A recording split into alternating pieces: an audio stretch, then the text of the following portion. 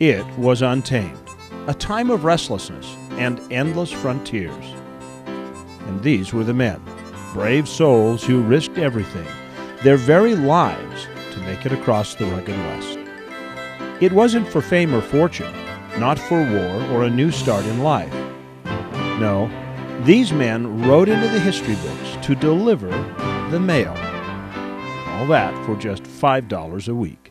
This year marks the 150th anniversary of the original Pony Express that started in 1860.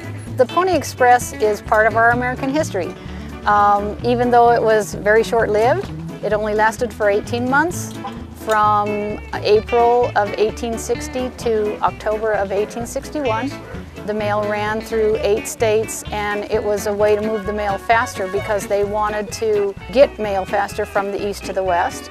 So they formed the company called the Pony Express. The concept of the Pony Express has been of rapid mail, rapid communication. The idea of rapid communication was the key.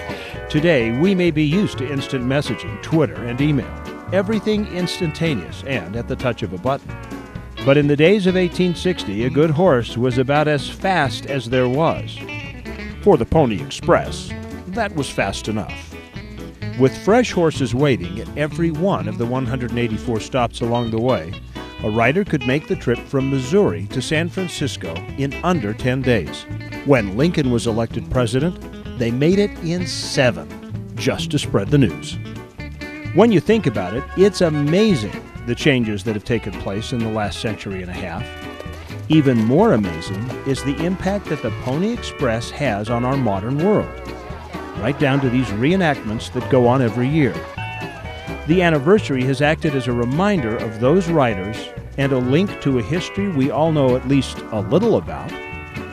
In states like Utah, it is even closer to home. This year we're having all kinds of parties and celebrations all across the 8 states that the Pony Express Trail runs through. It is a big part of our history, and especially here in Utah, because the trail comes right through this area, right down State Street and up through Immigration Canyon. So we were blessed with this colorful part of our American history. So that's why it's special. We want people to know about it. We want them to remember our heritage. The mailbag will be on the saddle and you sit on it. You ride in and you hand it off to the next one and they go again. The ride started in Sacramento, following the old trails. Now, much of the original route is still open on public lands and can be explored by horseback or ATV, while others are now on private land. Even so, with permission from landowners, the BLM, even city councils, most of the Pony Express mail route is being ridden this year.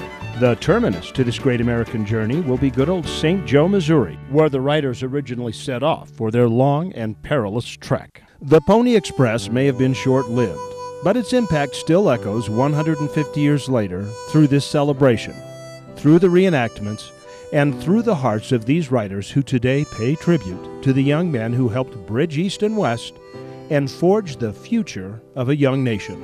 It means I'm keeping our heritage alive and letting people know what was taking place. This is the way communication happened up until the 1860s, and communication wasn't any faster than as fast as your horse was. So it's kind of a remembrance of that.